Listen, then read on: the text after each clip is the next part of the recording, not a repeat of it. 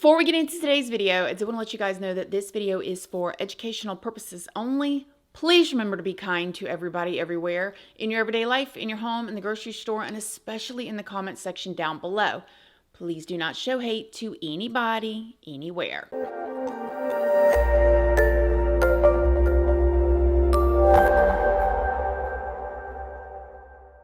Hey friends, good morning. I hope everybody is doing well. I hope everybody is getting geared up for a good weekend, and I hope you all had a wonderful week. So in today's video, we're going to be talking about a case that actually happened not too long ago in Georgia. And I think a lot of y'all know, if y'all have been here for a while, that I had some rough younger years of my life, some rough teenage years, and was a little hoodlum at some points and definitely ran with other hoodlums. But today's video, I just cannot wrap my mind quite around why some people do what they do, but we'll talk about that more at the end. So in today's video, we're going to be talking about the case of Cassandra Bjorge. Now, before we get into it, though, I did want to let you guys know, if you don't already know, hi, my name is Christina. I do have a second channel, which is Casually Christina. Just do things way more casually over there. I also have a Patreon. My Patreon is for 18 and up, and over there we talk about more personal stuff. We go live over there, and I have a $2 tier where all the true crime stuff that cannot go onto YouTube due to their terms and policies, that goes over on my Patreon. I also have an Instagram, a Facebook, a Snapchat, and I am on Like to Know It. And Like to Know It has like the products that you see, like, you know, the sweater or the nails that I use and different stuff like that. For all of y'all that are curious, you can find a lot of the stuff on my Like to Know It. All of those platforms are linked down in the description box if you'd like to come and check me out. So let's talk about Cassandra. I'm going to do like I typically do. I'm going to tell you guys the whole entire story from the best of my ability with the public information that's already out there. It's all alleged, filtered through my own words and opinions. And at the end of the video, I will tell you guys my opinion on the case and what I think. So let's just start at the beginning. Cassandra Bjorge was born in Georgia to her mother, Amanda. Now, her grandparents are 63-year-old Wendy and Randall Bjorge. They were actually living in Lawrenceville, Georgia, and they were well respected in their community. They had tons of friends. Everybody that knew Wendy and Randall said that you could count on them for anything. Their neighbors said that if they were outside doing something, Wendy and Randall were the type of people that would stop what they were doing to go over and help them. They were just loved by many. As a matter of fact, I heard a young girl over on TikTok say that she was friends with Cassandra when she was younger and that she would go over to the grandparents' house, Wendy and Randall's, and she said that they were the kindest people in the entire world and that Wendy, Cassandra's grandmother, made the best sugar cookies. Now, I could not find a ton about Cassandra, and she actually went by Cassie, but I'm just going to call her Cassandra. Cassandra's early life, other than the fact that she grew up basically living with her mother and then at some point living with her stepfather.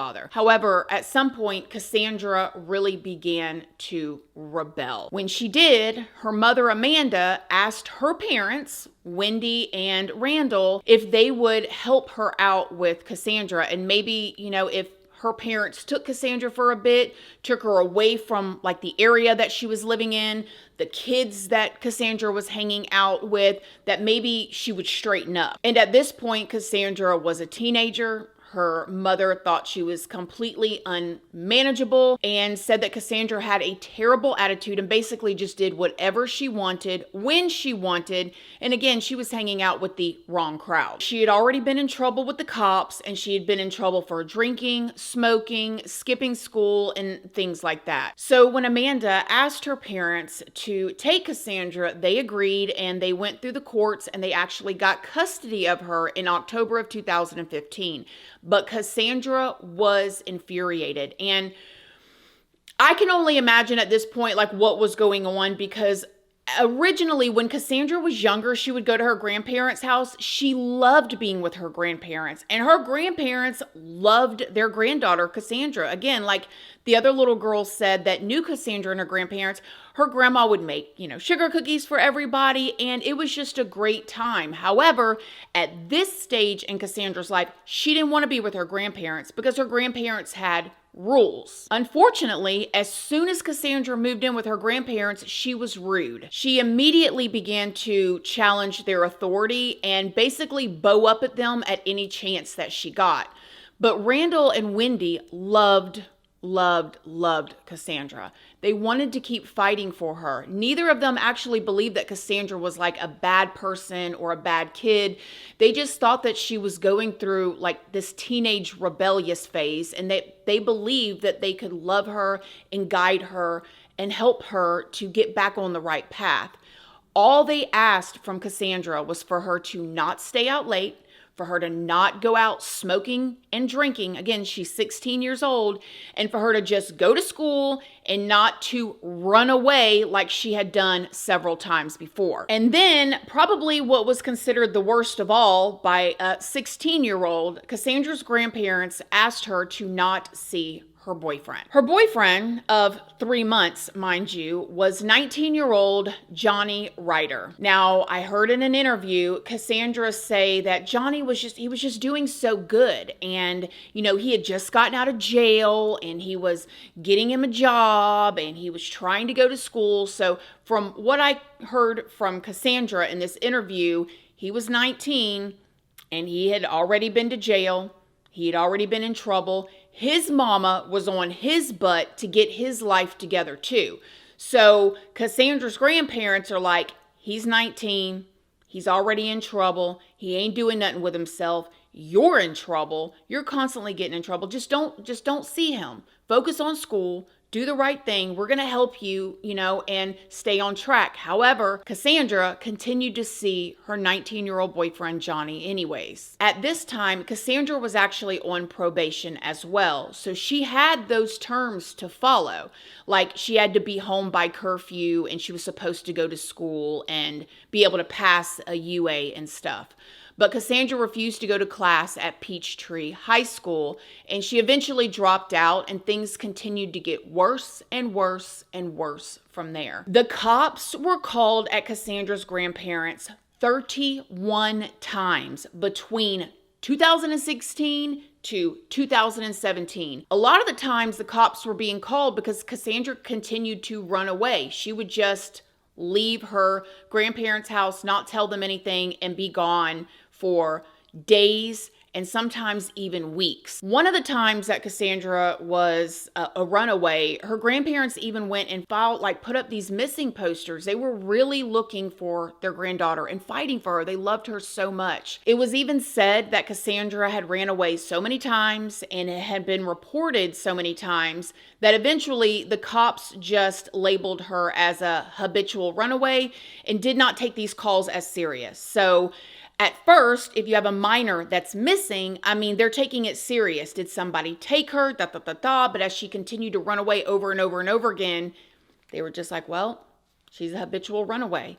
But that was not the only reason why the cops were called to her grandparents' house. 9 times calls were from the neighbors because they would hear like yelling and fighting and screaming, and they were concerned for the elderly grandparents. One call in 2016 was when Wendy and Randall called 911 to report that Cassie had actually jumped on her grandmother, Wendy. Now, according to this report, Wendy told the officers that Cassandra had been arguing after Wendy caught Cassandra drinking. The report said that Cassandra actually threw a glass of water at Wendy and it missed her, but it was a glass and it smashed on the wall, which made Wendy very scared of what could have happened if the glass had hit her. And I can only imagine, at this point, these grandparents are living in their own personal because they wanted to do the right thing by their granddaughter. The cops came, they took a report, it was all documented,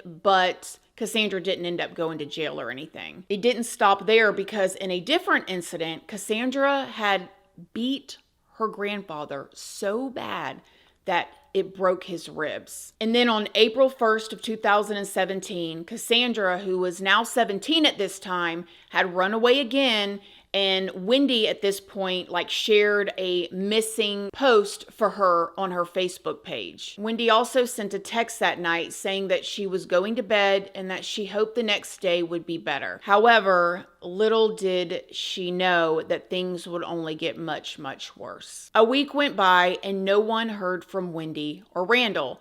This was very, very unusual because Wendy always kept in touch with her friends and family, and they weren't responding to any text or phone calls. Because the grandparents were not responding to any text or phone calls, a wellness check was requested by the Bjorge family. So the Gwinnett County Police decided that they would go out and check on the grandparents. Now, when they got to the home, they knocked on the door and no one answered, and so they left. They didn't have any reason to just bust in the door right there. They knocked on the door, didn't see any movement, didn't see anything that made them think something was wrong, and so they did. They went ahead and left. But then on April 8th, the police were called about an assault that had taken place in a home nearby. The victims told the cops that the attackers were Johnny Ryder and Cassandra Bjorge. It was said that Johnny's sister had come home from going out to eat with her boyfriend, and she went home and she went into her room, and her room was completely rummaged through. This is when she realized that a bunch of things were actually missing.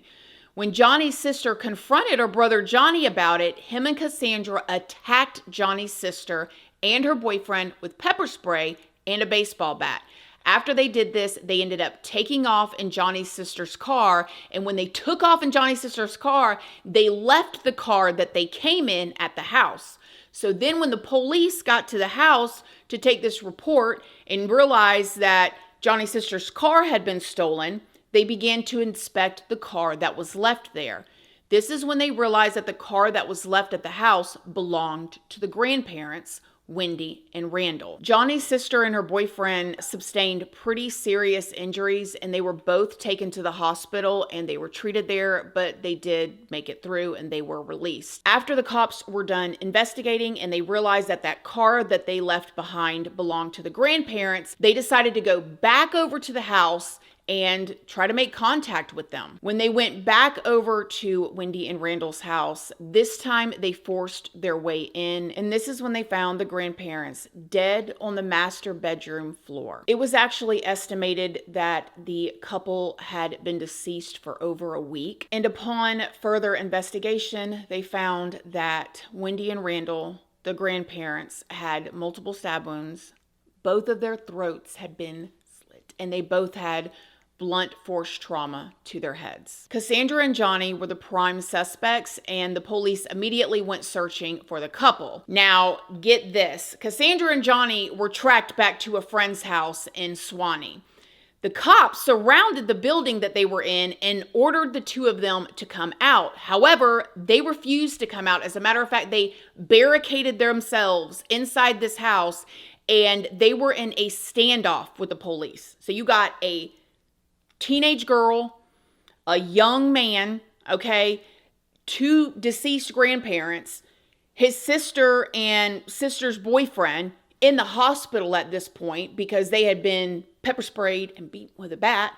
And now the police find them and they're in full SWAT gear trying to get these two out of the house. It was said that the two of them did not want to be arrested so bad that they decided right then and there that they were going to end it all, and they began to do things to their arms and wrist in order to try to get that done.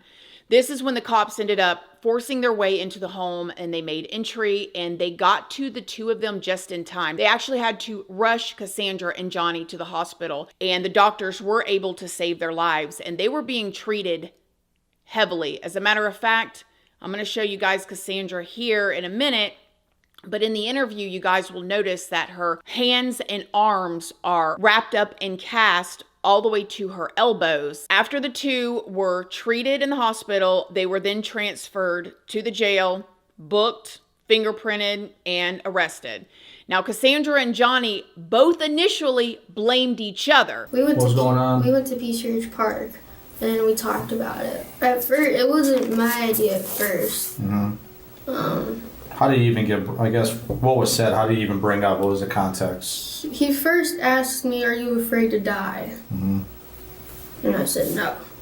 And then I asked him, "Are you afraid of dying?" He said no. And he was just talking about how we could like run away together, that kind of like dream. And he asked me, he was like, "Would you kill your grandparents?" And I kind of like hesitated for a minute. And I was like, "Why?" And he was just like, "I don't know. I mean, because he knows probably everything that I've been through with all of my family. And he understands that, like, all I really wanted to do was just kind of get away from everything, kind of just move on with myself." But it didn't take long for Cassandra to start to warm up to the investigators. She even told the investigators that they had actually been planning to end her grandparents' life for several days. How we started talking about it was like, we started out like with, what time should we go over to the house? How are we gonna do this? Like what materials do we need to, do this? So, we started talking about that, and then, so we decided to go around like midnight or 1:30, because my grandma normally went to sleep around like 11:30, 12. So we decided like, we would park down the road, and then the park was literally like right behind my backyard, like the neighborhood park. So I was able to go through the park and then cut through my backyard because there was a fence. According to Cassandra, Johnny, her boyfriend, went after her grandfather first, while Cassandra said that she got like this surge of energy, and so she duct taped her grandmother and drug her to the bathroom and began to go after her grandmother. So who's first up the stairs? Is it you and he's kind of following you, or? Yeah, Okay. I go up the stairs. He goes into my grandpa's room, and then I go into my grandma's room. And yeah. And then do you hear kind of what's going on over there? And Yeah. does that kind of cue you off to with your grandmother there? Yeah, he started going at it, and then, I could hear my grandpa just yelling, them fighting, and then I started getting the rush, and then, like, that's when I started hitting my grandma. She started, like, screaming and stuff, and Was that the first hit? Yeah. The back of the head? Yeah. She bit me. So I started hitting my grandma, and I already had duct tape, and then, Johnny's doing his thing, and, I stopped hearing Johnny doing whatever, and so he comes in the room with me and my grandma, and, he helps me, like, tie up my grandma with the duct tape. And Johnny helped you tie her up? Yeah, I mean, I mostly did it, but I needed, like, a little bit of help because, she was, like, moving around and stuff, and so he helped me a little bit, and then he went back into my grandpa's room, and then What were you doing when you went back in your grandpa's room? I was still with my grandma, and then In her room? yeah, and then I dragged her into my grandpa's room, and then Johnny asked me to go get some knives. So I got some knives from downstairs in the kitchen, and I got 3 like, big butcher knives. I asked her for the code to her safe, because I already knew that she had a safe in her closet. I just didn't know it was in the safe. So, I mean... Did she tell you?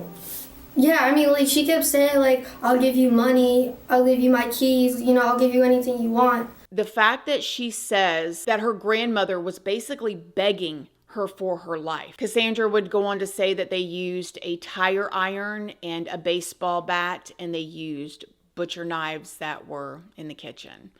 Once they were done, Cassandra and Johnny sealed up the windows to keep the smell from coming out. It was said that they poured bleach on the grandparents. Well, actually, Cassandra said that Johnny told her to. And then Johnny used caulk to completely seal up the room, so in his mind, no smell would come out. When they were done with that, that's when they decided that they were going to go and get food. So they went out to dinner after they broke into the grandparents' safe. Her grandparents had a safe there, and it had about $1,000 in it.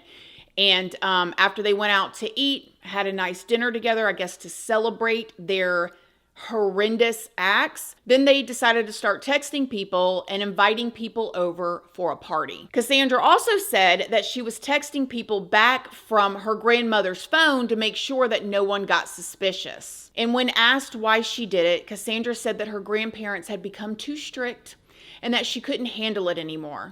The thing is, we can basically piece together kind of what happens based on the evidence and stuff like that. But what we never can fully explain is why it happened or what happened. Like the reasons it happened. Like why we did what we did. Yeah. I mean, the main reason why I did what I did was because I kind of just wanted to get away from my family. How are you feeling? So that was your plan going into it. Killing Grandma and Grandpa would get you further away from your family. Yeah. I mean, I feel terrible. I mean, I feel like the worst person on the planet, but at the same time, it was kind of just like, I don't know. I mean, there was so much stuff going on between me and my grandparents already. Like I couldn't handle it anymore, you know, like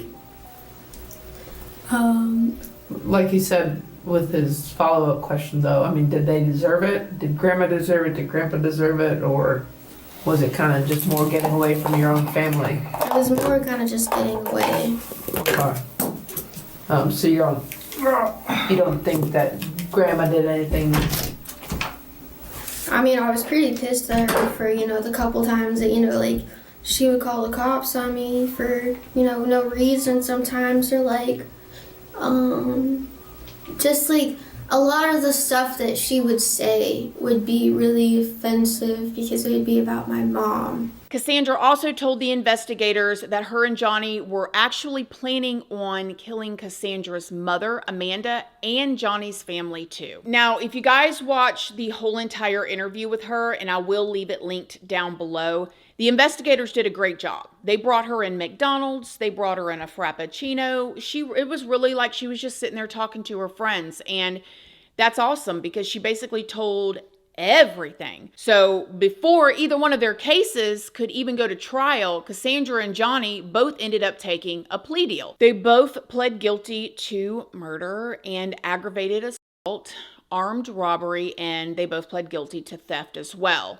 They were both sentenced to 2 life sentences with the possibility of parole after 60 years, plus an additional 21 years to be served concurrently. So they both can get parole in 60 years if the parole board approves it, but they're going to be in their 80s at this point. According to a news source, at the sentencing, Johnny actually asked for forgiveness, but Cassandra did not say a word. And I also heard in the interview that Cassandra had watched Bonnie and Clyde, and she said that her and Johnny thought that they were going to be like the Bonnie and Clyde, and that originally, this is what she said, it was Johnny's idea to end her grandparents, and that he actually wanted to end his parents. The reason was because they were planning on killing Johnny's family too. Mm-hmm. Whose idea was that? Was that also talked about at Peachtree Ridge Park? Yes, that was Johnny's idea, because then that's the reason why he asked me